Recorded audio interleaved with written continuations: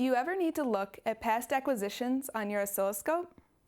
The MXO5 series oscilloscope's history mode comes with a standard 10,000 acquisitions and optional 1 million, allowing for even more information to be retained by the instrument. History mode is an always-on capability, allowing for the user to utilize it whenever needed. Let's take a look. Here, I'm looking at a signal on my oscilloscope. Press stop and enable history mode to see the previously captured acquisition.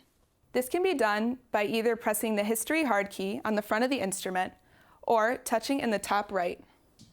All measurement and analysis tools are available in history mode. Check out Rohde Schwarz MXO oscilloscopes in your lab. See the difference.